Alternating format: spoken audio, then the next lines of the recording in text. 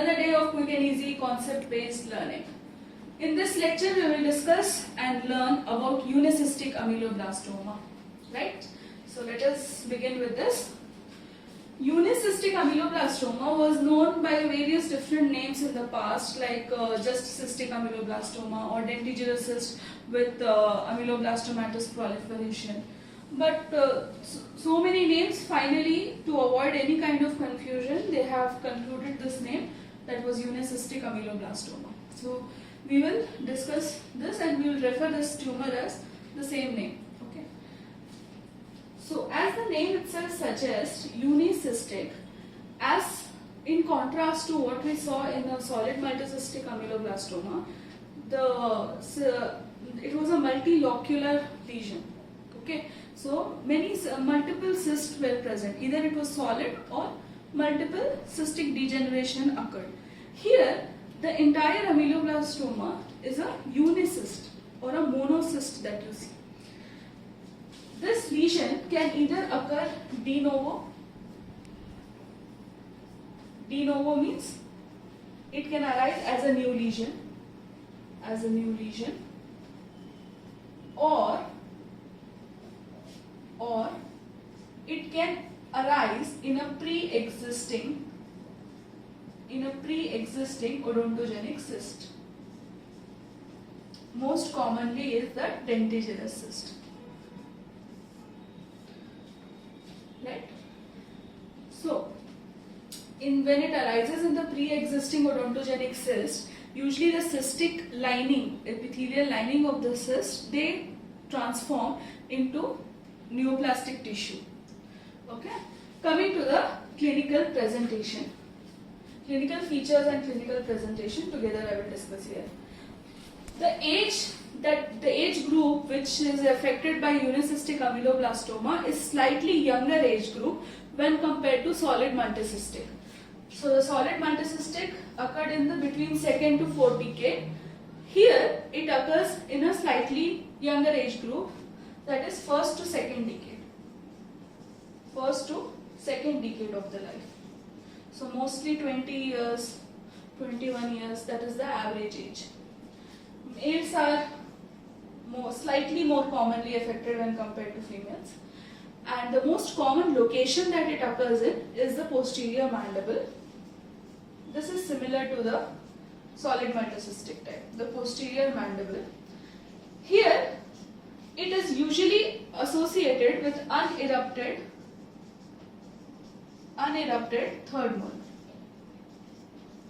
unerupted mandibular third molar, similar to dentigerous cyst.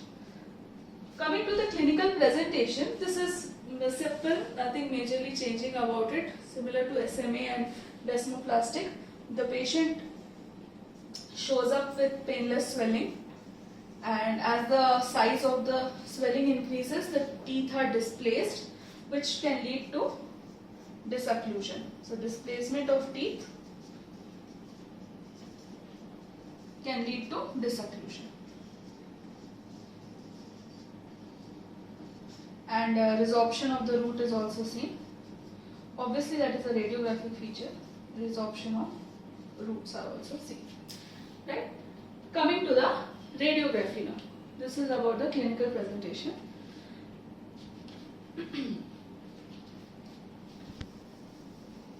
Radiologically, it is associated with the third molar, unerupted third molar. So the radiographic appearance is generally something like this. This is the third molar. Okay.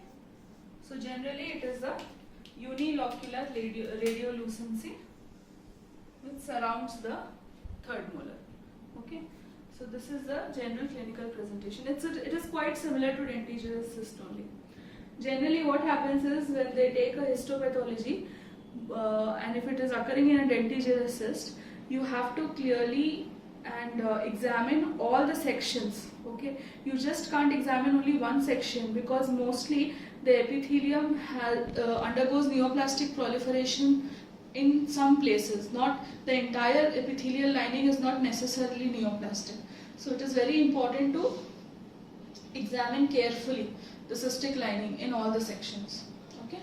So radiographic feature is the unilocular radiolucency, most commonly associated with the impacted third mole. Coming to the histopathology of unicystic ameloblastoma, according to Eckermann et al., they have divided it into 4 different types. Okay, first is luminal, then intraluminal, luminal and a combination of these are luminal, intraluminal, intramural, and the fourth one is intramural and intraluminal. So what are these luminal, intraluminal, intramural? What are these? See, as I told, this unicystic ameloblastoma is a large cyst. So cyst has a lumen. Okay. So suppose consider this diagram here. This is the cystic lining. This is the empty space that you see in between is the lumen. And the epithelial lining is backed by the connective tissue. Right? That connective tissue is called as mural. Okay. So depending on the proliferation of this neoplastic epithelium, it is divided into luminal, intraluminal and intramural. So luminal is when there is a neoplastic proliferation of the tissue of the epithelial lining here, that is labeled as 1 here. When the same neoplastic epithelium, it proliferates into the lumen, okay, that we say as intraluminal, and that proliferation usually occurs in form of strands. So generally this type of tumor is also called as plexiform unicystic ameloblastoma. Okay. The third one is when the cystic epithelial lining, instead of proliferating inside the lumen, it starts proliferating into the connective tissue. Then it is called as mural. Now intramural or mural, anything is okay. This type can either, this neoplastic epithelial island, it can either be attached to the lining or it can detach itself from the lining and be embedded inside the connective tissue. So either which ways, it is called as mural or intramural type. So a unicystic ameloblastoma can be either luminal, intraluminal or a combination of these. Okay. Now coming to the what do you see in actually how are the cells and how are they arranged? Okay. So the unicystic ameloblastoma is characterized, or you say that a particular tissue is transformed into unicystic ameloblastoma when you see this Wicker and Collin criteria. Okay. This Wicker and Collin criteria are important. They have given 5 different features or characteristics that when seen in the tissue, you can conclude it or diagnose it as unicystic ameloblastoma. So let us see one by one. So suppose this is the lining. Okay. First is the tall columnar cells. So you are able to appreciate tall columnar cells. Okay. Done. Next is hyperchromatic nuclei. Hyper means more, chroma means color. So hyperchromatic nuclei is when the nuclei is stained dark blue in color. Okay. Done. Next is palisading of the nucleus. Palisading means, this word you must have read it in OKC also, even in ameloblastoma. Palisading is nothing but, you know how the fence looks in someone's backyard. If you look at the fence there, it looks like this. It is arranged in a stack or in a line. That is called as palisading appearance. So the same way, the nuclei also appear as palisaded. The fourth criteria is reverse polarization. So here also, as you see, the nuclei is pushed away from the basement membrane. So that is called as reverse polarization. And the fifth one is the subnuclear vacuolation. So beneath the nucleus there is an empty space or a vacuole. So that is called as subnuclear vacuolation. So if you see all these 5 features in a tissue or in an cystic epithelial lining, then you can say that the cyst has transformed into unicystic ameloblastoma. Now, not only these, there are other features also that you see. The cells which are present above these tall columnar cells, they also start to move away from each other, but they are still connected with some cell processes, and they have large intercellular spaces. So they resemble which type of tissue? They resemble the stellate reticulum like tissue. So they resemble stellate reticulum like tissue.